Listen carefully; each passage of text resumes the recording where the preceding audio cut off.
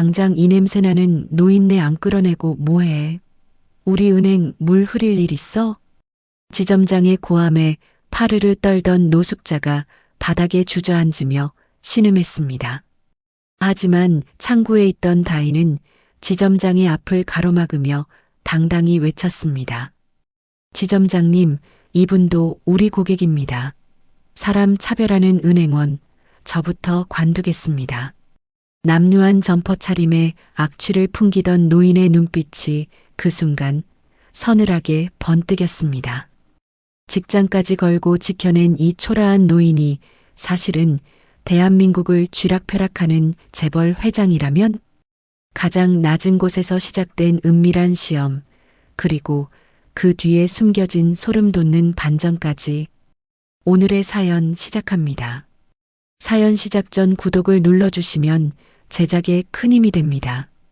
구독자들 분들에게 행운과 복이 찾아갈 것입니다. 마감 시간이 다가오는 오후 4시의 은행 안은 유난히 분주하고 날카로운 공기가 감돌았습니다.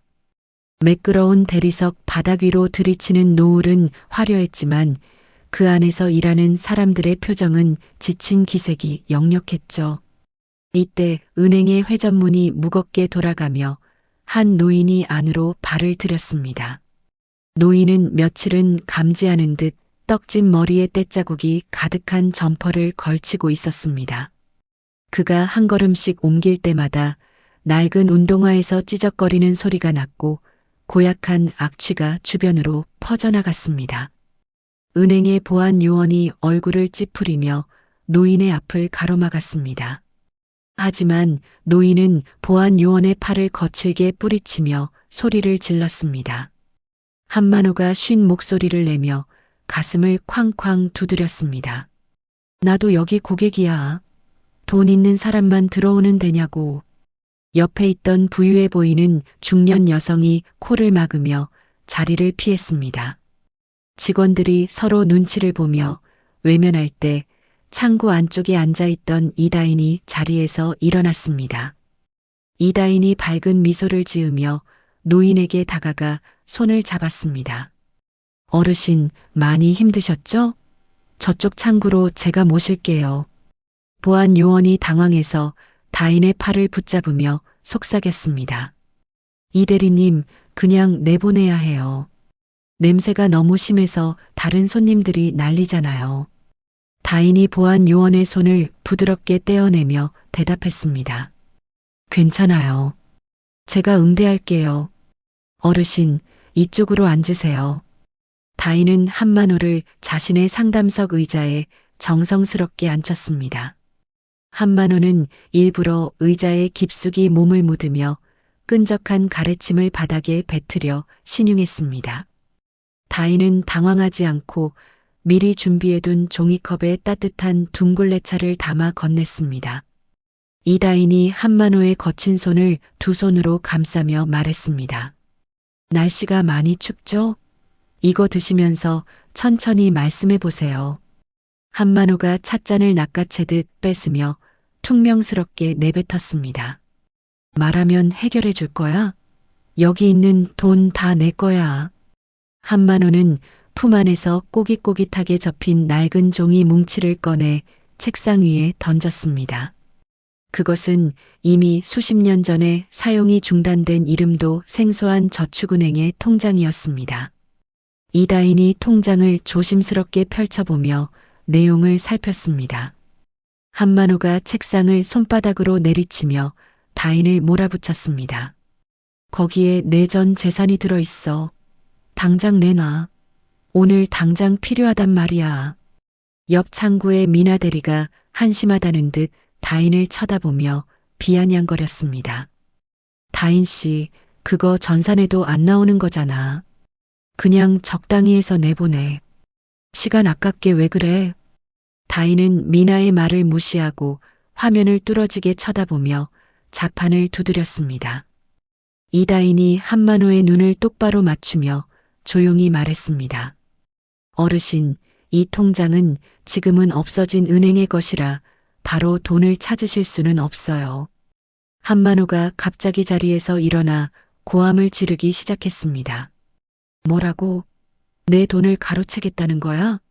너희 다 한패지. 지나가는 사람들의 시선이 모두 창구로 쏠렸지만 다인은 자리에서 일어나 한만호의 어깨를 토닥였습니다. 이다인이 노인의 굽은 등을 살피며 부드러운 어조로 말했습니다. 아니에요, 어르신. 제가 대신해서 기록을 찾아볼게요. 예전에 이 은행을 인수한 곳이 어딘지 확인하면 길을 찾을 수 있을 거예요. 다인은 퇴근 준비를 하는 동료들의 따가운 눈총을 받으면서도 전화기를 들고 여기저기 문의를 시작했습니다. 한만호는 다인이 보지 않을 때 그녀의 표정을 유심히 살폈습니다. 다인의 얼굴에는 가식이나 짜증이 아니라 정말로 안타까워하는 진심이 서려 있었습니다. 이다인이 수첩에 무언가를 적으며 한만호에게 보여주었습니다. 어르신, 제가 알아본 바로는 다음 주 월요일에 본점에 가시면 확인이 가능하다고 해요. 제가 꼭 도와드릴 테니까 걱정 마세요.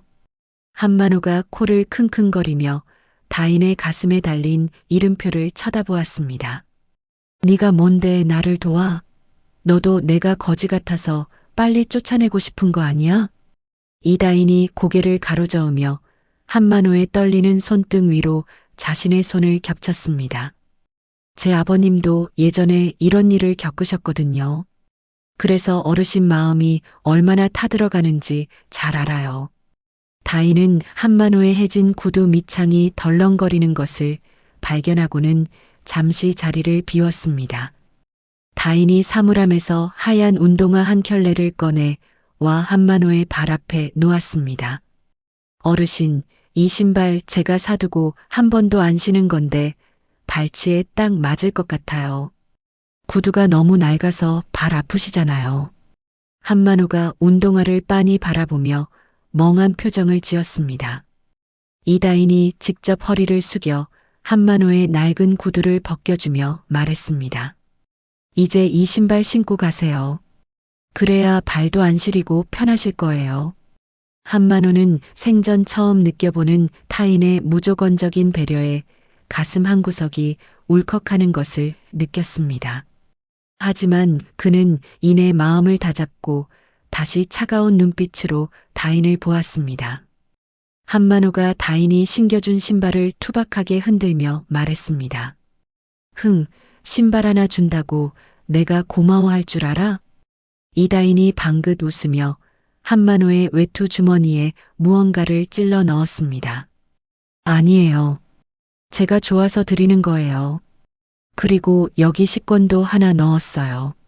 저 앞 식당에서 꼭 따뜻한 국밥 한 그릇 드시고 가세요. 다인은 영업점의 불이 하나둘 꺼질 때까지 한만호를 정성껏 응대했습니다. 은행 밖으로 나온 한만호는 어둠이 깔린 거리에서 자신의 발에 신겨진 하얀 운동화를 내려다보았습니다. 주머니 속에는 다인이 넣어준 5만원권석 장과 정성이 담긴 식권이 만져졌죠. 한만호가 길 건너편에 대기 중이던 검은색 세단을 향해 걸음을 옮겼습니다. 차 안에서 대기하던 박 실장이 급히 내려 한만호의 문을 열어주었습니다. 박 실장이 한만호의 엉망이 된 차림을 보고 깜짝 놀라며 물었습니다. 회장님, 괜찮으십니까? 그 직원이 무례하게 굴지는 않았나요? 한만호가 차 뒷자리에 깊숙이 앉아 창밖의 은행 건물을 응시했습니다. 무례하긴커녕 사람을 바보로 만들더군. 박 실장, 저 이다인이라는 아이에 대해 다시 알아봐. 박 실장이 고개를 끄덕이며 태블릿 PC를 켰습니다. 이미 뒷조사는 마쳤습니다만 특별한 점은 없었습니다. 부모님은 일찍 돌아가시고 혼자 힘들게 살았더군요. 한만호가 주머니에서 다인이 준 돈뭉치를 꺼내 만지작거리며 말했습니다. 아니, 서류에 안 나오는 거 말고 진짜 알맹이를 알아내란 말이야. 저 아이의 친절이 진짜인지 아니면 내 정체를 알고 연출하는 건지. 박 실장이 시동을 걸며 한만호의 눈치를 살폈습니다. 그럴 리가 있겠습니까? 회장님 분장이 완벽해서 아무도 몰라봤을 텐데요. 한만호가 무거운 한숨을 내쉬며 등받이에 몸을 기댔습니다. 만약 가식이라면 정말 소름 끼치는 아이고 진심이라면 우리 진우가 로또를 맞은 거겠지. 차는 어둠을 뚫고 조용히 사라졌고 다인은 텅 빈 은행 창구에 앉아 한만호가 남긴 빈 찻잔을 정리했습니다. 다인은 노인이 맛있게 밥을 먹고 있을지 걱정하며 가방을 챙겨 은행 문을 나섰습니다. 밤 공기는 차가웠지만 다인의 마음속에는 알 수 없는 온기가 잔잔하게 남아 있었습니다. 집으로 돌아가는 길에 다인은 문득 멀리 보이는 재벌 가문의 화려한 저택 불빛을 보며 혼잣말을 했습니다. 어르신도 저런 곳에서 따뜻하게 주무시면 좋을 텐데. 다인은 자신이 응대한 그 노인이 바로 그 저택의 주인이라는 사실은 상상조차 하지 못했습니다. 그녀의 머릿속에는 오직 그 노인이 내민 낡은 통장과 떨리던 손길만이 맴돌고 있었습니다. 내일이면 또 어떤 일이 벌어질지 알지 못한 채 다인은 버스 창가에 머리를 기대고 잠시 눈을 감았습니다.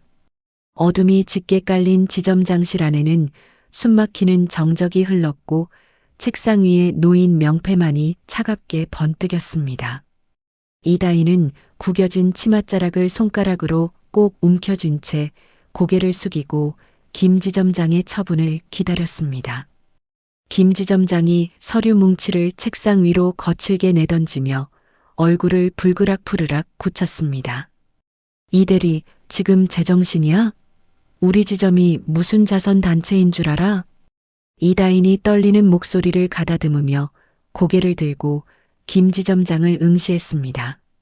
어르신은 도움이 필요해 보이셨습니다. 은행원으로서 마땅히 해야 할 일을 했을 뿐이에요.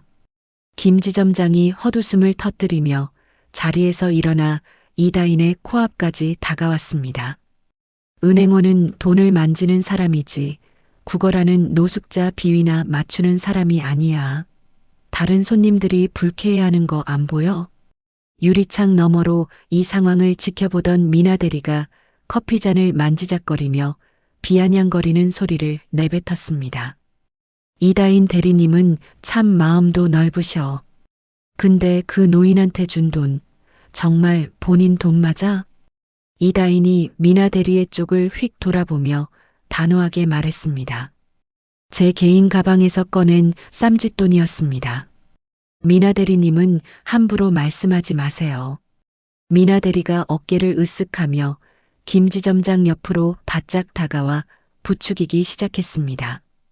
지점장님, 이거 그냥 넘어가시면 안 돼요. 소문나면 우리 지점 신용도만 떨어질 텐데 걱정입니다. 김 지점장이 넥타이를 거칠게 풀며 이다인의 가슴에 달린 명찰을 손가락으로 툭툭 쳤습니다.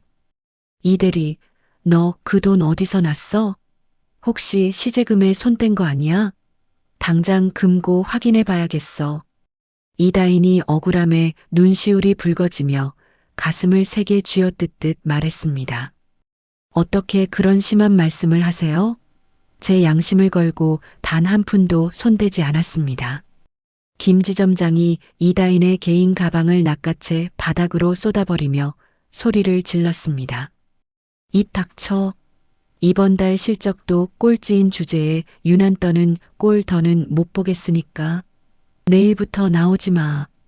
이다인은 바닥에 흩어진 립스틱과 수첩을 주워 담으며 입술을 깨물고 눈물을 억지로 참아냈습니다. 동료들은 숨죽인 채 모니터 뒤로 숨어버렸고 이다인의 어깨는 서러움으로 인해 파르르 떨리고 있었습니다. 다음 날 아침 8시 은행 문이 열리기도 전에 한만호는 어제보다 더 초라한 행색을 하고 은행 입구에 쭈그리고 앉았습니다. 한만호는 흙먼지가 묻은 손으로 다인이 신겨준 하얀 운동화를 연신 문지르며 은행 안의 동태를 살폈습니다. 드디어 셔터가 올라가고 이다인이 퉁퉁 부은 눈을 하고 창구에 앉는 모습이 보였습니다. 한만호가 절뚝거리는 걸음으로 은행 안으로 들어서자 안내 데스크의 직원이 질색하며 뒤로 물러났습니다. 김 지점장이 로비로 뛰어나오더니 한만호의 멱살을 잡을 듯이 험악하게 다가왔습니다. 이 노인네가 아직 정신을 못 차렸나? 여기가 어디라고 감히 또 기어들어와. 한만호가 김 지점장의 손을 힘없이 흔들며 애원하는 흉내를 냈습니다. 어제 그 아가씨가 도와준다고 했단 말이오. 제발 한 번만 만나게 해주시오. 김 지점장이 한만호의 어깨를 거칠게 밀쳐 바닥으로 내동댕이 치며 청원 경찰에게 소리쳤습니다. 뭐하고 있어? 당장 이 인간 쓰레기 밖으로 끌어내지 않고. 바닥에 쓰러진 한만호의 손등이 대리석 모서리에 긁혀 붉은 피가 배어 나오기 시작했습니다. 창구에 앉아있던 이다인이 비명을 지르며 달려 나와 한만호의 앞을 가로막았습니다. 지점장님, 지금 뭐 하시는 거예요? 연세 있으신 분한테 이렇게까지 하셔야겠어요? 이다인이 바닥에 주저앉아 한만호의 상처를 손수건으로 감싸며 울먹였습니다. 어르신, 괜찮으세요? 제가 죄송합니다. 정말 죄송해요. 김 지점장이 이다인의 뒷덜미를 잡을 듯이 손을 휘두르며 악을 썼습니다. 이다인, 너 지금 당장 저 노인네 안 치워? 네가 저 인간이랑 무슨 사이길래 이래? 이다인이 노인을 부축해 일으키며 지점장의 눈을 매섭게 쏘아보았습니다. 사람을 사람으로 보지 않는 곳에서는 더는 일하고 싶지 않습니다. 이분은 제 손님입니다. 김 지점장이 책상을 쾅 소리나게 내리치며 이다인의 얼굴에 삿대질을 했습니다. 그래, 그럼 당장 내 짐 싸서 나가. 횡령 조사 끝날 때까지 넌 정직이야. 아니, 파면이야. 미나 대리가 다가와 이다인의 사물함에서 서류들을 바닥으로 던지며 차갑게 말했습니다. 대리님, 지점장님 화나게 하지 말고 빨리 나가시죠. 다른 직원들 업무 방해되잖아요. 이다인은 참았던 눈물을 터뜨리며 한만호의 손을 꼭 잡고 지점장을 향해 허리를 꼿꼿이 세웠습니다. 부끄러운 줄 아세요.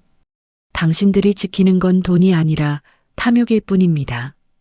이다인은 한만호의 굽은 등을 감싸 안으며 쏟아지는 비난 속을 뚫고 은행문을 박차고 나갔습니다. 길가에 서서 짐 가방을 내려놓은 이다인이 한만호의 옷에 묻은 먼지를 털어주며 억지로 미소를 지어 보였습니다.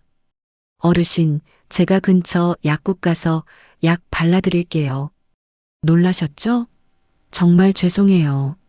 한만호는 자신 때문에 직장을 잃고도 자신을 먼저 챙기는 이다인의 얼굴을 멍하니 바라보았습니다. 한만호의 심장 박동이 빨라졌고 평생 느껴보지 못한 복잡한 감정이 그의 가슴을 세게 쳤습니다. 나 때문에 그 좋은 직장을 잃어서 어떡해? 내가 너무 미안해서 어쩌나. 이다인이 고개를 저으며 한만호의 상처 입은 손을 부드럽게 쓰다듬었습니다. 아니에요, 어르신. 덕분에 저도 저런 사람들과 일하지 않게 돼서 다행이에요. 밥 먹으러 가요. 이다인은 자신의 앞날이 캄캄해진 상황에서도 한만호의 손을 놓지 않은 채 천천히 걸음을 옮겼습니다. 한만호는 이다인의 가냘픈 어깨를 보며 그녀가 짊어진 삶의 무게가 얼마나 무거울지 가늠해 보았습니다. 멀리서 이 모든 과정을 지켜보던 박 실장이 차 안에서 탄식을 내뱉으며 운전대를 꽉 쥐었습니다. 회장님, 이제 그만하시죠. 저 아가씨는 이미 충분히 증명했습니다. 하지만 한만호는 이다인의 온기가 남은 손등을 만지며 낮게 의조렸습니다. 아직이야. 세상이 이 아이를 벼랑 끝으로 밀 때도 저 손을 놓지 않는지 봐야겠어. 이다인은 자신의 등에 꽂히는 수많은 시선을 뒤로 한 채 오직 한 노인의 상처만을 걱정하며 길을 걸었습니다. 은행 안의 사람들은 승리감에 도취해 웃고 있었지만 그들의 모습은 노을빛 아래서 기괴하게 일렁이고 있었습니다. 이다인이 은행에서 쫓겨난 지 3시간이 채 지나지 않았을 무렵 정적이 감돌던 다인의 자취방문이 부서질 듯 울렸습니다. 들이닥친 경찰들과 그 뒤로 비열한 미소를 짓고 있는 김지점장의 모습에 다인은 넋을 잃고 말았습니다.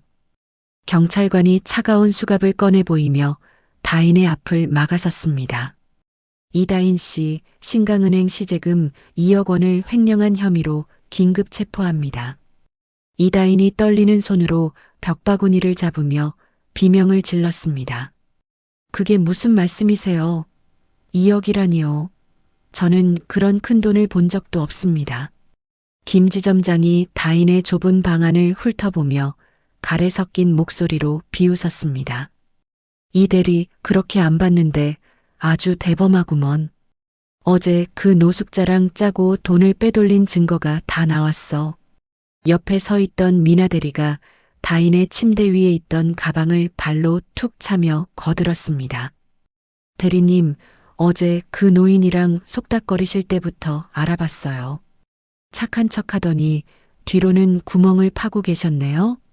이다인이 미나 대리의 옷소매를 붙잡으며 간절하게 매달렸습니다. 미나 씨, 제발 사실대로 말해줘요. 제가 어제 하루 종일 창구에서 얼마나 고생했는지 봤잖아요. 미나 대리가 다인의 손을 더럽다는 듯이 뿌리치며 뒤로 물러났습니다. 어머, 왜 이러세요? 제가 대리님 범죄 공범이라도 된 줄 아세요? 경찰관님, 빨리 데려가세요. 강남 경찰서 취조실의 차가운 금속 의자에 앉은 다인의 얼굴은 이미 하얗게 질려 있었습니다. 조사관이 책상 위에 다인의 이름이 찍힌 전산이체 기록 서류를 쾅 소리 나게 내려놓았습니다. 이다인 씨, 이 기록을 보고도 발뺌할 생각입니까? 당신 아이디로 VIP 휴면 계좌에서 돈이 빠져나갔어요. 이다인이 헝클어진 머리카락을 쓸어 넘기며 울부짖었습니다. 제 아이디는 우리 팀원들이라면 다 공유하는 거예요. 지점장님이 시키신 업무를 하느라 비밀번호도 적어두었다고요. 김 지점장이 취조실 문을 열고 들어와 이다인의 얼굴 가까이에 자신의 얼굴을 들이밀었습니다. 어디서 지점장 이름을 팔아? 네가 그 돈 빼돌려서 노숙자한테 넘기는 거 본 목격자도 있어. 이다인이 가슴을 쥐어짜듯 소리를 지르며 책상을 내리쳤습니다. 거짓말이야. 당신들이 공모해서 나를 사지로 몰아넣는 거라고요. 그 시각 경찰서 복도 한편에서는 한만호 회장이 박 실장과 함께 이 모든 상황을 지켜보고 있었습니다. 박 실장이 초조한 듯 입술을 깨물며 한만호에게 나직하게 물었습니다. 회장님, 이제 정체를 밝히고 도와주셔야 하는 것 아닙니까? 지점장이 증거를 완전히 조작했습니다. 한만호가 지팡이를 꽉 쥐며 서늘한 눈빛으로 취조실 안을 응시했습니다. 아직 아니야. 가장 어두운 밤에 뜨는 별이 가장 밝은 법이지. 누가 나타나는지 끝까지 지켜봐. 이때 경찰서 정문이 요란하게 열리며 한진우 본부장이 숨을 헐떡이며 뛰어들어왔습니다. 한진우가 조사관의 앞을 가로막으며 단호한 목소리로 외쳤습니다. 이 조사 당장 중단하세요. 이다인 씨는 그럴 사람이 아닙니다. 제가 책임지고 보증하겠습니다. 한만호가 복도 끝에서 나타나 한진우의 어깨를 지팡이로 툭 치며 가로막았습니다. 진우야, 네가 여기 웬일이냐? 재벌가 아들이 이런 누추한 곳까지 오다니. 한진우가 자신의 아버지를 발견하고 경악하며 뒷걸음질을 쳤습니다. 아버지, 이 모든 게 아버지 작품입니까? 다인 씨를 시험하려고 이 말도 안 되는 상황을 만드신 거예요? 한만호가 무표정한 얼굴로 아들의 시선을 피하며 차갑게 대꾸했습니다. 나는 판을 깔았을 뿐이다. 그 판 위에서 춤을 추는 건 저 아이와 지점장 녀석들이지. 한진우가 아버지의 멱살을 잡을 듯이 다가가 눈물을 흘리며 호소했습니다. 다인 씨가 무너지면 저도 무너집니다. 제발 그만하세요.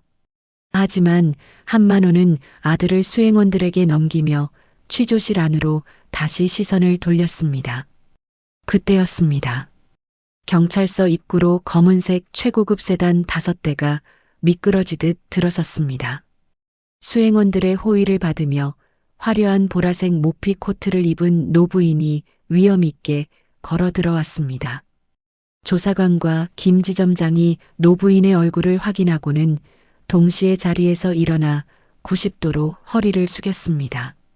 그녀는 금융계의 대모이자 신강은행의 설립자로 불리는 최금자 여사였습니다. 최금자가 다인의 앞에 서서 인자한 미소를 지으며 그녀의 눈물을 닦아주었습니다. 우리 예쁜 아가씨가 왜 이런 곳에서 울고 있을까?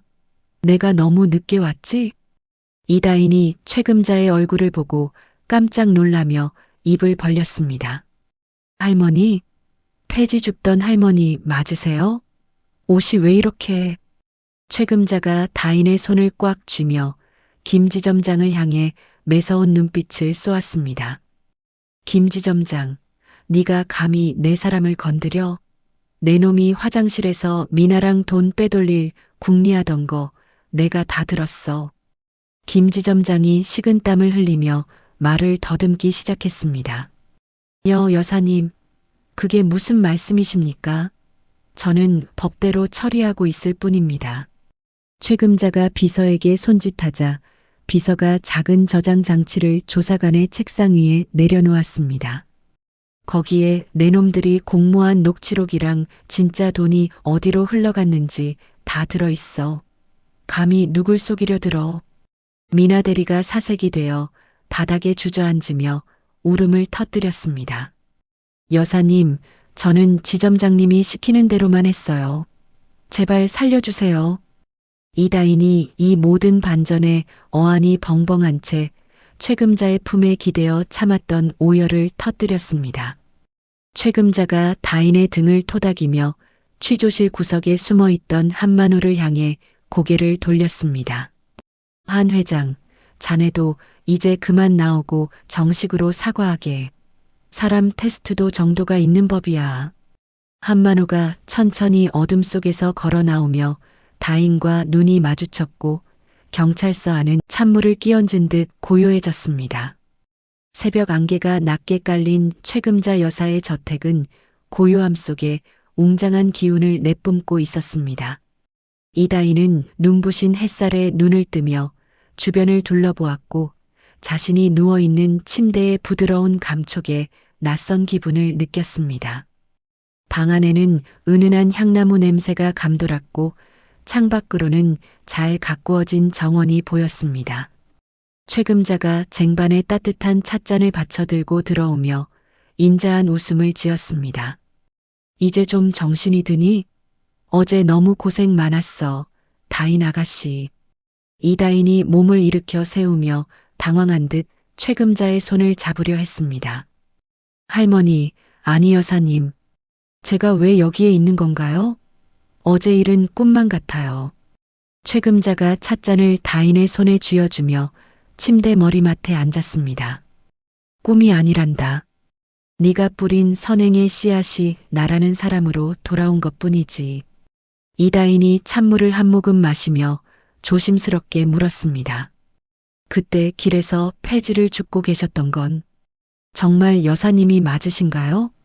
최금자가 다인의 머리카락을 귀 뒤로 넘겨주며 눈시울을 붉혔습니다. 그래. 은퇴하고 무료에서 소일거리 삼아 나갔다가 빗길에 넘어져 발목을 삐었을 때 아무도 나를 거들떠보지 않았지. 오직 너만이 그 차가운 빗물 속에서 내 손을 잡고 병원까지 업고 뛰어갔어. 이다인이 부끄러운 듯 고개를 숙이며 작게 대답했습니다. 누구라도 그랬을 거예요. 할머니 발이 너무 차가워서 마음이 아팠거든요. 최금자가 다인의 손등을 가볍게 두드리며 단호한 목소리로 말했습니다. 아니, 아무나 할 수 있는 일이 아니란다. 너는 네가 가진 가장 귀한 온기를 나에게 나누어 주었어. 그래서 내가 내 뒤를 지켜주기로 결심한 거야. 그 시각 한만호는 자신의 서재에서 밤새 한숨도 자지 못한 채 생각에 잠겨 있었습니다. 지팡이를 짚은 그의 손등에는 어제 다인이 붙여준 반창고가 여전히 붙어 있었죠. 박 실장이 서류를 들고 들어와 한만호 앞에 허리를 숙였습니다. 회장님, 김 지점장과 미나 대리는 이미 경찰서에서 모든 죄를 자백했습니다. 은행 측에서도 이다인 씨에 대한 복직을 준비 중입니다. 한만호가 창밖을 응시하며 낮은 목소리로 은조렸습니다. 복직이 문제가 아니야. 내가 저 아이에게 씻을 수 없는 모욕을 줬어. 내 아들이 사랑하는 사람을 내가 진흙탕에 쳐넣은 꼴이 되었군. 한진우가 서재 문을 쾅 소리 나게 열고 들어와 한만호의 앞에 섰습니다. 한진우가 억눌린 분노를 터뜨리며 아버지에게 소리쳤습니다. 이제 만족하세요? 다인 씨가 범죄자 취급을 받으며 눈물 흘리는 걸 보시고도 그놈의 테스트가 그렇게 중요하셨냐고요. 한만호가 지팡이를 바닥에 쾅 내리치며 아들을 쳐다보았습니다. 그래, 내 잘못이다. 내가 사람을 너무 믿지 못해서 병이 들었나 보구나. 한진우가 아버지를 차갑게 외면하며 서재를 나가려 했습니다. 저는 다인 씨를 찾아가겠습니다. 그리고 아버지 대신 용서를 구할 거예요. 아버지는 당분간 다인 씨 앞에 나타나지 마세요. 한만호가 아들의 뒷모습에 대고 힘겹게 입을 뗐습니다. 나도 가야겠다. 직접 가서 이 낡은 껍데기를 벗고 사죄할 거야. 다음 날 오후 이다희는 평소와 다름없이 자신의 좁은 자취방 앞 골목을 청소하고 있었습니다. 비록 은행에서는 잠시 물러나 있었지만 그녀의 몸에 밴 성실함은 변하지 않았죠. 그때 골목 어귀에서 검은색 최고급 세단이 멈춰 섰고 정장을 차려입은 신사가 차에서 내렸습니다. 이다희는 처음에 그를 알아보지 못하고 길을 비켜주려 했습니다. 하지만 남자가 다가올수록 이다인의 눈은 경악으로 가득 찼습니다. 한만호가 꼿꼿한 자세로 지팡이를 짚으며 다인의 앞에 섰습니다. 이다인이 빗자루를 떨어뜨리며 뒷걸음질을 쳤습니다. 어르신? 아니, 그때 그 할아버지 맞으시죠? 정장을 입으시니까 전혀 다른 분 같아요. 한만호가 쓴웃음을 지으며 쓰고 있던 안경을 고쳐 썼습니다. 이다인 대리, 아니 다인 양. 내가 바로 JS그룹의 한만호라네. 이다인이 입을 막으며 떨리는 목소리로 물었습니다. 회장님이 왜 그런 차림으로 저를 찾아오신 거예요? 한만호가 지팡이를 옆으로 내려놓고 이다인을 향해 깊숙이 고개를 숙였습니다.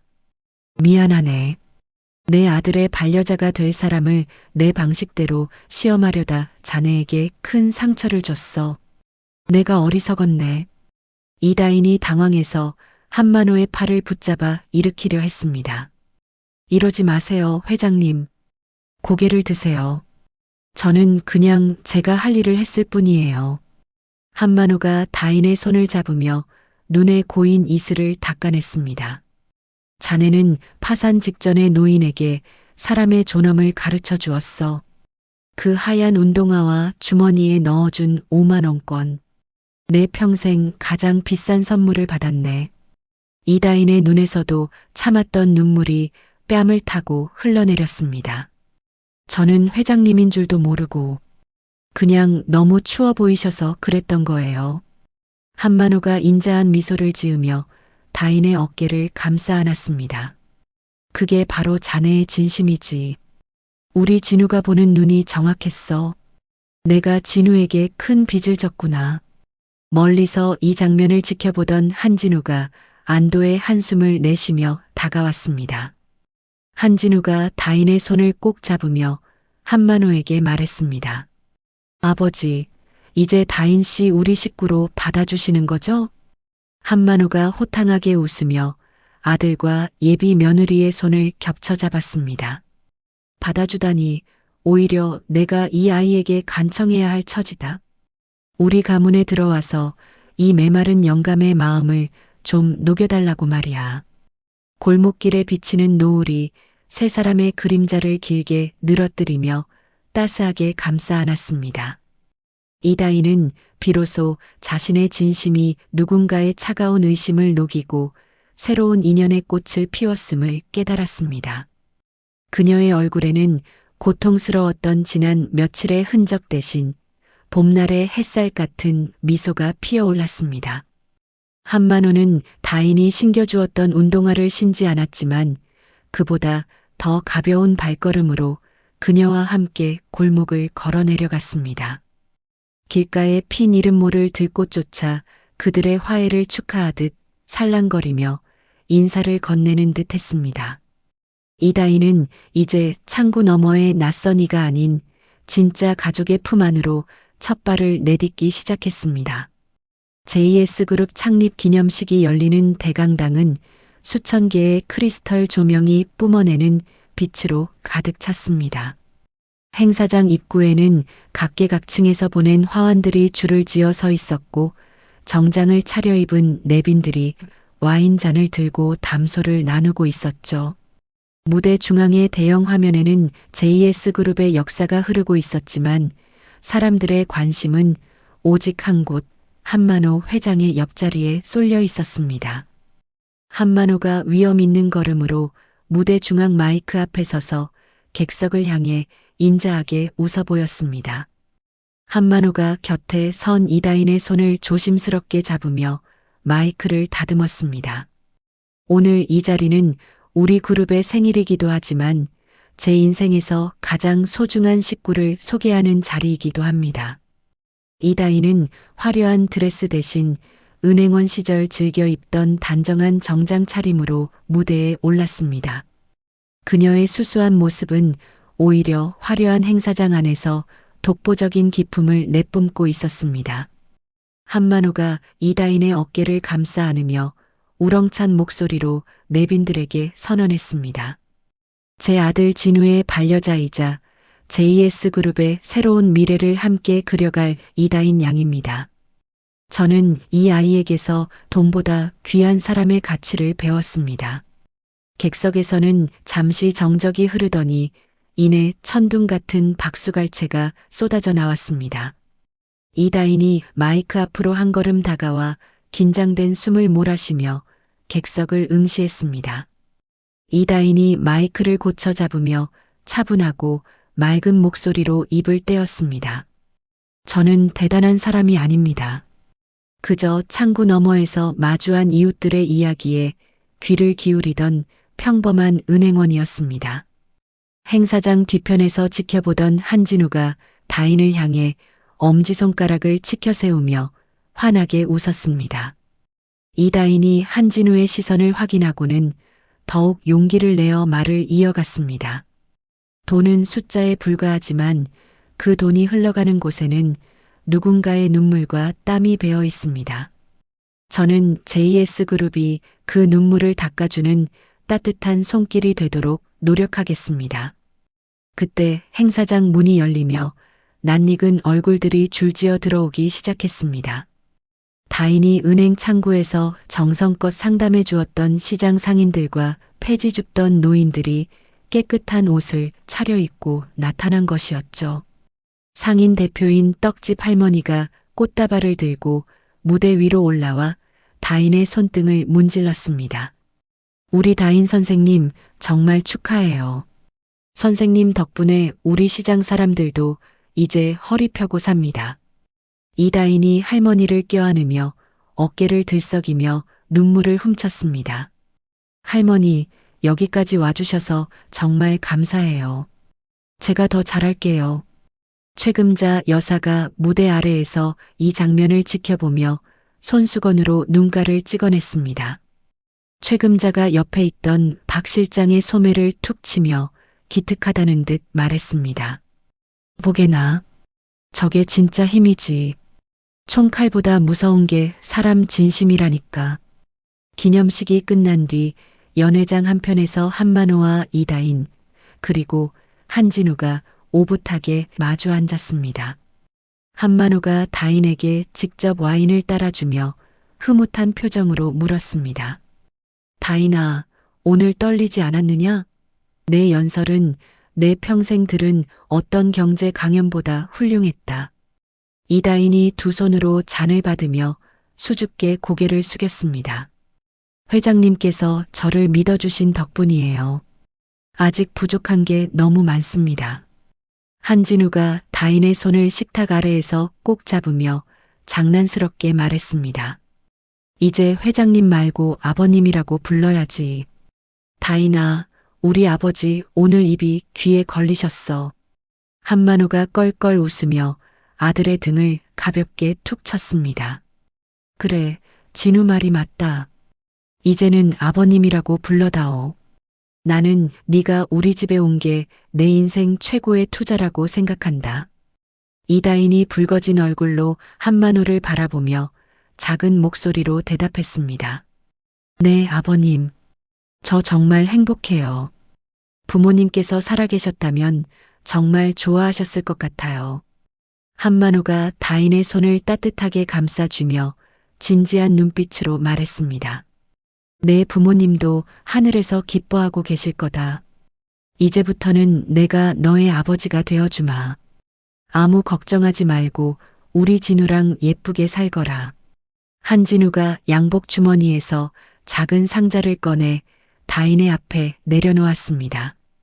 상자 안에는 화려한 다이아몬드 대신 이다인의 이름이 정갈하게 새겨진 나무 도장이 들어 있었습니다. 한진우가 도장을 다인의 손바닥 위에 올려주며 진심 어린 목소리로 속삭였습니다. 다인아, 이건 네가 앞으로 우리 재단에서 수많은 사람의 꿈에 찍어줄 희망의 도장이야. 나랑 평생 함께 해줄래? 이다인이 도장을 가슴에 품고 세상을 다 가진 듯한 미소를 지었습니다. 응, 진우야. 나 정말 열심히 할게. 우리 같이 따뜻한 세상을 만들어 보자. 세 사람의 웃음소리가 연회장에 가득 퍼졌고 창밖의 밤하늘에는 축하 불꽃이 아름답게 터졌습니다. 가장 낮은 곳에서 시작된 다인의 선행이 가장 높은 곳에서 결실을 맺는 순간이었죠. 그동안의 고통과 누명은 봄눈 녹듯 사라졌고 다인의 앞날에는 꽃길만이 펼쳐진 듯 보였습니다. 한만호는 다인이 준 하얀 운동화를 서재 가장 잘 보이는 곳에 장식해 두겠다며 연신 싱글벙글했습니다. 이다인은 자신의 인생에서 가장 찬란하게 빛나는 이 순간을 가슴 깊이 새기며 행복한 눈물을 흘렸습니다. 지나가는 서버들도 음악을 연주하던 악단도 그들의 행복한 모습에 절로 미소를 지었습니다. 모든 것이 완벽했고 더 이상의 시련은 없을 것만 같은 평화로운 밤이었습니다. 다인은 진우의 어깨에 머리를 기대고 멀리 보이는 도시의 불빛을 향해 작게 손을 흔들었습니다. 세상은 여전히 차가웠지만 다인이 품은 온기는 이미 JS 그룹 전체를 따뜻하게 변화시키고 있었습니다. 하지만 그 행복한 웃음소리가 채 가시기도 전에 연회장 구석에서 누군가 매서운 눈빛으로 이들을 지켜보고 있었습니다. 운명의 장난은 가장 달콤한 순간에 다시 한번 이들을 시험할 준비를 마친 상태였습니다. 다인은 아무것도 모른 채 진우가 선물한 나무 도장을 손에 꼭 쥐고 밝은 미래만을 꿈꾸었습니다. 조명빛 아래 다인의 얼굴은 그 어느 보석보다 아름답게 빛나고 있었습니다. 아버님이라 부르며 웃는 다인의 목소리가 행사장 가득 울려 퍼지는 그야말로 꿈 같은 밤이 깊어갔습니다. 평화롭던 JS 그룹의 홍보실은 아침부터 쏟아지는 기자들의 전화벨 소리로 아수라장이 되었습니다. 컴퓨터 화면에는 JS 건설의 과거 하청업체 도산 목록이 담긴 자극적인 기사가 대문짝만하게 걸려 있었죠. 이다인은 떨리는 손으로 마우스를 내려 명단을 확인하다가 숨이 멎는 듯한 충격에 휩싸였습니다. 명단의 맨 윗줄에는 죽은 아버지가 운영했던 이다건설의 이름과 대표 이성진이라는 석자가 선명하게 박혀 있었습니다. 이다인이 입술을 파르르 떨며 책상을 짚고 겨우 몸을 지탱했습니다. 옆에서 기사를 확인한 팀장이 얼굴이 하얗게 질려 이다인의 눈치를 살폈습니다. 이 대리님, 아니 다인 씨. 여기 적힌 이성진 사장님이 혹시... 이다인이 대답 대신 고개를 돌려 창밖을 내다보았지만 눈앞이 흐릿해져 아무것도 보이지 않았습니다. 이때 한진우가 다급하게 홍보실 안으로 뛰어들어와 이다인의 어깨를 붙잡았습니다. 한진우가 거친 숨을 몰아쉬며 이다인을 안심시키려 애썼습니다. 다인아, 일단 나랑 같이 나가자. 여기서 이럴 게 아니야. 기사가 잘못 나온 걸 수도 있어. 이다인이 한진우의 손을 거칠게 뿌리치며 차가운 눈빛으로 쏘아보았습니다. 잘못 나왔을 리가 없지. 우리 아버지 회사 이름이랑 성함이 이렇게 똑똑히 적혀 있는데.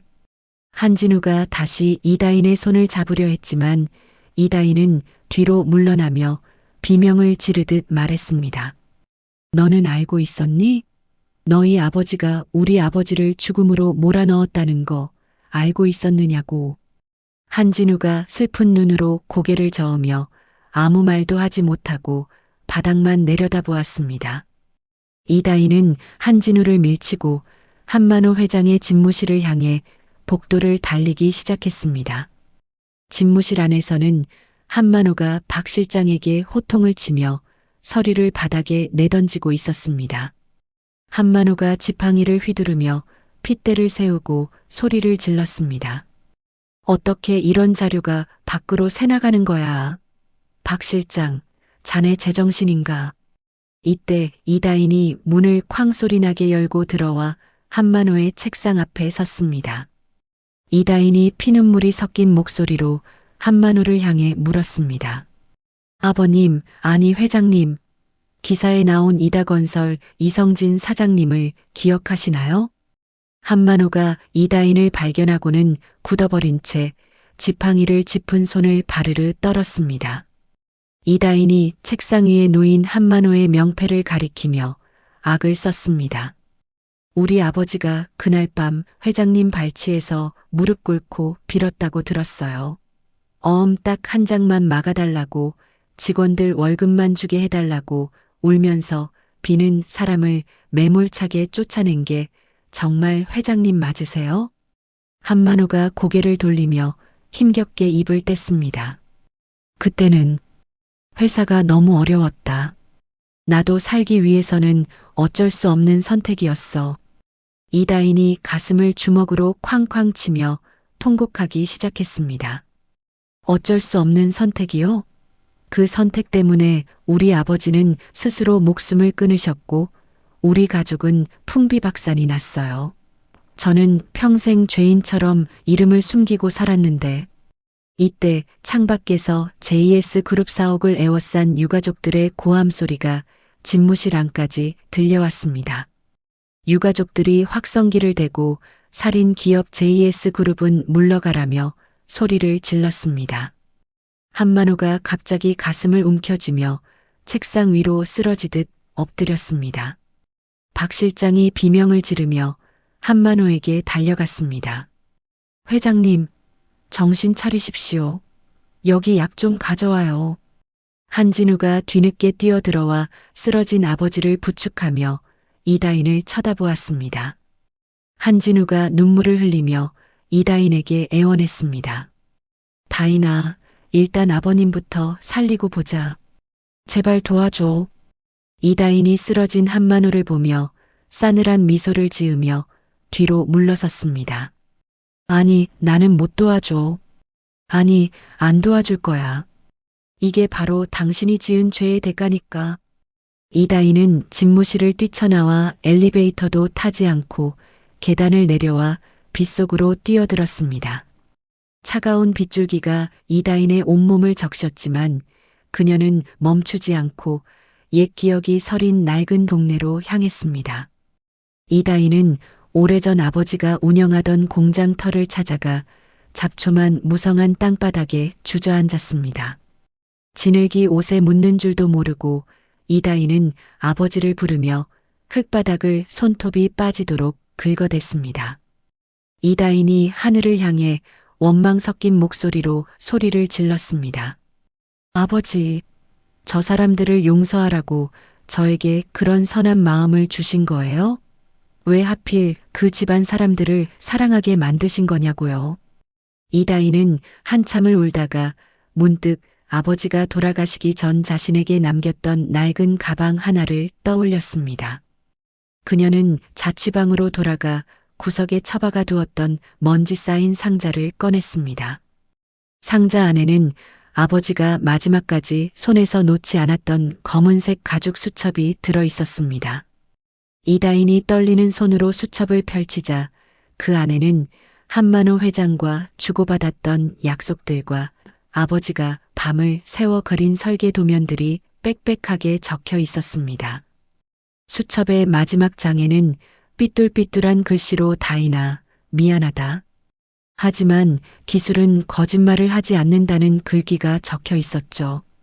이다인이 수첩을 가슴에 꼭 품고 바닥에 웅크려 앉아 낮게 의조렸습니다.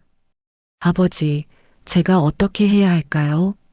저 사람들을 무너뜨려야 할까요? 아니면 이 기술로 사람들을 살려야 할까요? 이때 방 밖에서 한진우가 다인의 이름을 부르며 문을 두드리는 소리가 들렸습니다. 한진우가 문 밖에서 갈라진 목소리로 울며 말했습니다. 다인아, 안에 있는 거 알아. 아버지가 쓰러지시면서 계속 내 이름을 부르셔. 제발 한 번만 병원에 같이 가주면 안 되겠니? 이다인이 문고리를 잡으려다 손을 떼며 차가운 표정으로 대답했습니다. 돌아가 한진우. 너랑 나 사이에는 이제 저 바다보다 더 깊은 피의 강이 흐르고 있어. 우리 다시는 만나지 말자. 한진우는 문 밖에 주저앉아 통곡했고 이다희는 방 안에서 아버지의 수첩을 꽉 쥔 채 어둠 속으로 가라앉았습니다. 창밖에는 여전히 비가 내렸고 JS그룹의 화려했던 명성은 빗물에 씻겨 내려가는 흙탕물처럼 더럽게 얼룩지고 있었습니다. 이다인의 눈빛은 이제 예전의 따뜻함을 잃고 복수와 슬픔이 뒤섞인 서늘한 불꽃으로 타오르기 시작했습니다. 그녀는 밤을 새워 아버지의 설계도를 훑어보며 JS그룹의 심장을 겨눌 칼날을 다듬기로 결심했습니다. 사랑했던 남자의 아버지를 향한 증오가 이다인의 온몸을 휘감으며 비극의 막이 더욱 무겁게 내려앉고 있었습니다. 창밖으로는 며칠째 그치지 않는 비가 병실 유리창을 때리고 있었고 JS그룹의 VIP 병실안은 기계장치의 기계적인 소음만이 가득했습니다. 산소호흡기를 낀 한만호는 수척해진 얼굴로 천장을 멍하니 바라보고 있었고 그 곁을 지키던 한진우는 퀭한 눈으로 문 쪽만을 응시했죠. 그때 병실 문이 천천히 열리며 검은 상복 차림의 이다인이 한 손에 낡은 수첩을 쥔 채 안으로 들어왔습니다. 한진우가 자리에서 일어나 이다인의 가냘픈 손목을 잡으며 울먹이는 목소리로 말했습니다. 다인아, 와줄 줄 알았어. 아버지가 계속 내 이름만 부르시면서 눈물을 흘리셨어. 이다인이 한진우의 손을 부드럽게 떼어내며 침대 머리맡으로 다가가 한만호를 내려다보았습니다. 이다인이 떨리는 손으로 가죽 수첩을 펼쳐 한만호의 눈앞에 보여주며 차갑게 입을 뗐습니다. 회장님, 여기 적힌 글귀가 보이시나요? 우리 아버지가 돌아가시기 전날 회장님께 마지막으로 전하려고 했던 설계도예요. 한만호가 떨리는 손을 뻗어 수첩을 만지려다 힘없이 떨어뜨리며 쉰 목소리로 대답했습니다. 다인아, 내가 정말 죽을 죄를 지었다. 자너의 아버지가 그날 밤 내 바짓가랑이를 붙잡았을 때 내 눈이 멀었었어. 이다인이 수첩을 꽉 쥐며 한만호의 눈을 똑바로 쳐다보고 소리를 높였습니다. 돈 때문에 사람을 버린 대가가 이거였나요? JS그룹이 지금 겪고 있는 엔진 결함 문제, 우리 아버지 설계도만 있었어도 벌어지지 않았을 일이에요. 한만호가 산소호흡기 너머로 거친 숨을 몰아쉬며 눈물을 뺨으로 흘려보냈습니다. 그랬겠지. 이 사장은 천재였으니까. 내가 그 천재를 시기해서 그 기술을 빼앗으려다 결국 사람을 죽였구나. 한진우가 두 사람 사이에 끼어들어 무릎을 꿇으며 이다인의 치맛자락을 붙잡았습니다. 다인아, 내가 대신 사죄할게. 제발 우리 아버지 한 번만 용서해줘. 나 정말 너 없으면 죽을 것 같아. 이다인이 무릎 꿇은 한진우를 내려다보다가 다시 한만호를 향해 단호한 어조로 말했습니다. 용서는 제가 하는 게 아니에요. 돌아가신 우리 아버지와 회장님 때문에 길거리에 나앉은 수많은 하청업체 사장님들께 직접 하세요.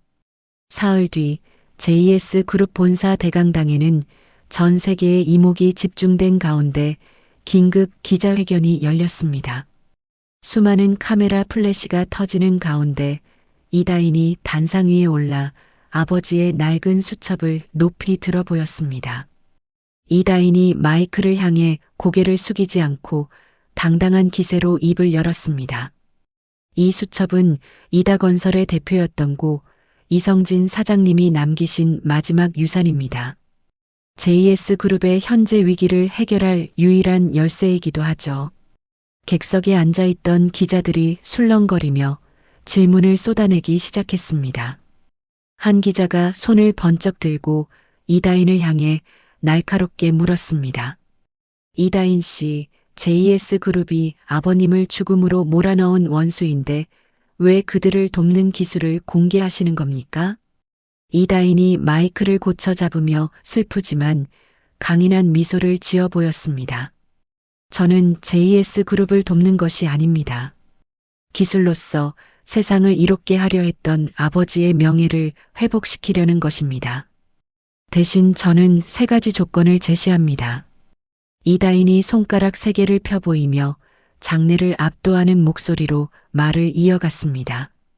첫째, JS그룹은 과거 이다건설을 포함한 모든 하청업체에 대한 부당행위를 공식 사과하고 합당한 보상을 실시할 것.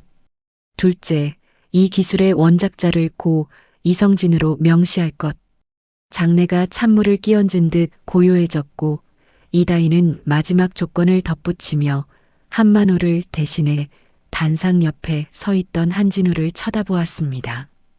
셋째, JS그룹의 모든 경영권을 투명하게 공개하고 사회공헌재단을 설립하여 소외된 이들을 위한 금융 지원을 약속할 것. 박 실장이 단상 아래에서 이 장면을 지켜보다가 옆에 앉은 이사진들에게 낮은 목소리로 속삭였습니다. 저 아가씨가 결국 우리 그룹의 숨통을 쥐고 흔드네요. 하지만 저 방법 말고는 살 길이 없습니다. 한진우가 마이크 앞으로 다가와 이다인의 옆에 나란히 서서 허리를 깊숙이 숙였습니다. 한진우가 결연한 표정으로 취재진들을 향해 선언했습니다. JS그룹은 이다인 씨의 모든 조건을 전적으로 수용합니다. 우리는 과거의 과오를 씻고 이다인 씨와 함께 새로운 길을 걷겠습니다. 이때 휠체어를 타고 행사장 뒤편에 나타난 한만호가 가쁜 숨을 몰아쉬며 무대 위를 향해 손을 흔들었습니다. 한만호가 수행원의 도움을 받아 마이크를 넘겨받고 떨리는 목소리로 말했습니다. 이 모든 것은 내 욕심이 부른 참사였다. 다인아, 네가 우리 가문의 마지막 양심을 지켜주었구나. 정말 고맙다. 이다인이 휠체어에 앉은 한만호에게 다가가 무릎을 굽히고 그의 거친 손을 잡았습니다. 이다인이 한만호의 눈을 맞추며 부드럽지만 뼈 있는 어조로 말했습니다. 아버님, 이제는 돈의 숫자보다 사람의 숨소리에 더 귀를 기울여 주세요. 그게 우리 아버지가 원하셨던 세상이에요. 한만호가 이다인의 손을 꼭 잡으며 아이처럼 소리내어 울음을 터뜨렸습니다. 그래, 다인아. 내가 남은 여생은 속죄하며 삶아. 너를 우리 식구로 맞이한 게 내 평생 가장 큰 복이다. 지켜보던 유가족들이 무대 위로 올라와 다인의 손을 잡으며 눈물을 흘렸고 현장은 복수국이 아닌 치유의 장으로 변모했습니다. 기자들은 이 믿기지 않는 광경을 담기 위해 연신 셔터를 눌러댔고 뉴스 특보로 전국에 이 소식이 타전되었습니다. 이다희는 아버지의 수첩을 가슴에 품고 천장을 바라보며 아버지가 하늘에서 미소 짓고 있을 것을 확신했습니다. 증오로 시작된 비극은 다인의 용기 있는 선택으로 인해 용서와 화해라는 기적 같은 결말로 치닫고 있었습니다. 한진우는 다인의 어깨를 감싸 안으며 그녀가 짊어졌던 무거운 짐을 이제는 함께 나누겠다고 다짐했습니다. 폭풍우가 지나간 뒤에 하늘처럼 다인의 얼굴에도 비로소 평화로운 빛이 감돌기 시작했습니다. JS그룹의 사업 위로 먹구름이 걷히고 눈부신 햇살이 내리쬐며 새로운 시대의 서막을 알리고 있었습니다. 다인은 이제 창구 앞에 은행원이 아닌 한 기업과 수많은 가정의 운명을 바꾼 여장부로서 당당히 발걸음을 내디뎠습니다. 그녀의 뒤편으로 아버지의 이름이 새겨진 새로운 기술 연구소의 간판이 환하게 빛나고 있었습니다. 벚꽃잎이 눈송이처럼 흩날리는 따스한 봄날, 신강은행 지점 앞 작은 공원에는 화려한 화환 대신 소박한 화분들이 줄을 지어 놓였습니다. 호텔의 대연회장이 아닌 초록빛 잔디 위에서 이다인과 한진우의 작은 결혼식이 시작되려 하고 있었죠. 이다인은 길게 늘어지는 면사포 대신 머리에 작은 화관을 쓰고 하얀 원피스 차림으로 거울을 보며 미소 지었습니다. 한진우가 다인의 어깨를 감싸 안으며 거울 속의 다인과 눈을 맞추었습니다. 다인아, 오늘 정말 예쁘다. 화려한 드레스보다 지금 이 모습이 훨씬 너다워. 이다인이 진우의 턱시도 깃을 매만져주며 장난스럽게 대답했습니다. 진훈이가 고생이 많지.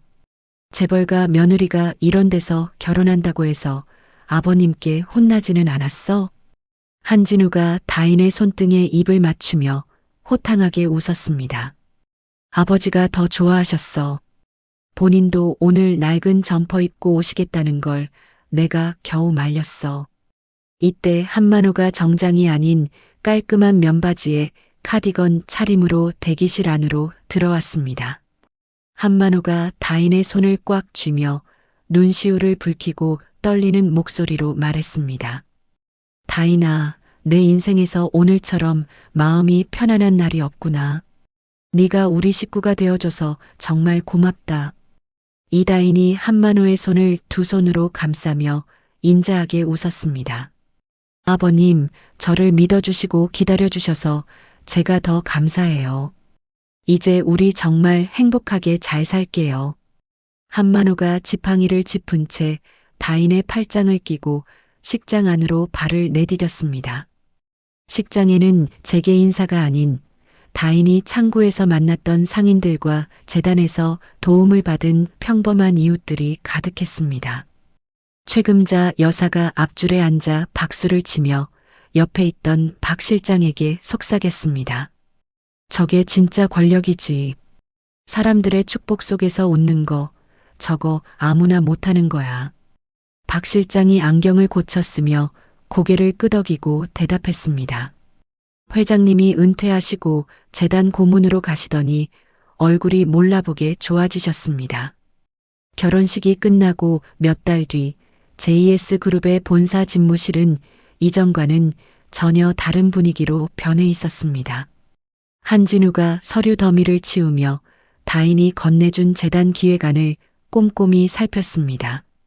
한진우가 의자에 몸등을 기대며 다인을 향해 흐뭇하게 말했습니다. 다인아, 네가 만든 이 희망금융 프로젝트 덕분에 소상공인들 대출 문턱이 정말 낮아졌어.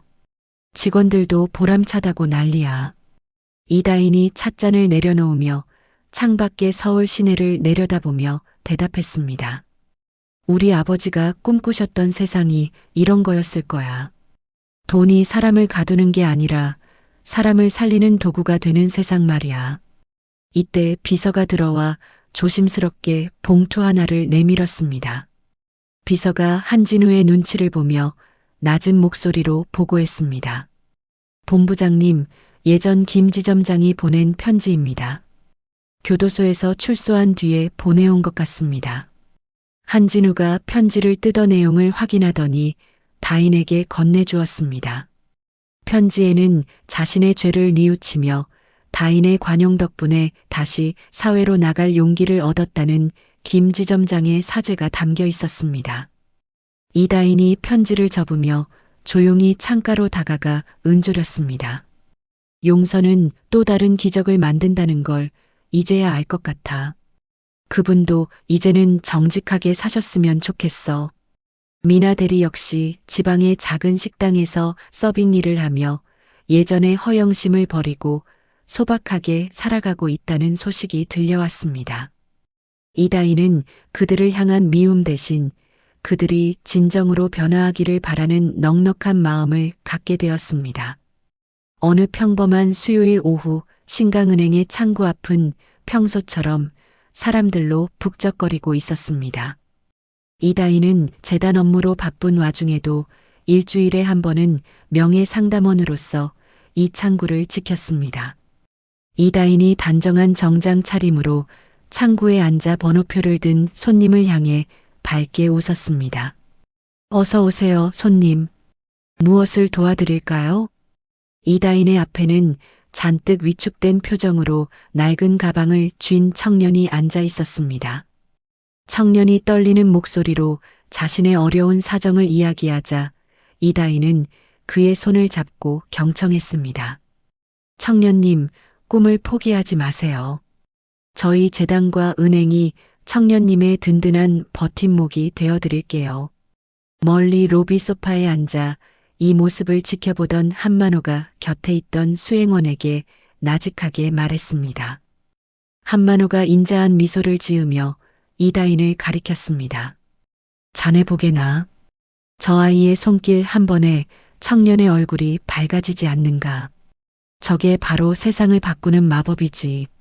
한만호는 이제 화려한 재벌 회장이 아닌 다인이 신겨주었던 낡은 운동화를 신은 채 시장을 누비는 평범한 할아버지가 되었습니다. 그는 이다인이 창구에서 보여주는 그 작은 친절이 얼마나 큰 파동을 일으키는지 누구보다 잘 알고 있었습니다. 이다인이 상담을 마치고 일어서자 창구 너머의 청년이 고개를 깊이 숙여 인사하고 나갔습니다. 이다인이 다시 자리에 앉으려다 로비에서 자신을 지켜보던 한만호와 눈이 마주쳤습니다. 한만호가 손을 흔들어 보이자 이다인은 세상에서 가장 아름다운 미소로 화답했습니다. 이다인이 가슴에 달린 JS 상생 재단 배지를 매만지며 속으로 다짐했습니다. 아버지, 제가 드디어 창구 너머의 진심을 지켜냈어요. 앞으로도 이 용기를 잃지 않을게요. 은행의 유리창을 통해 들어오는 따스한 햇살이 이다인의 어깨 위에 내려앉았습니다.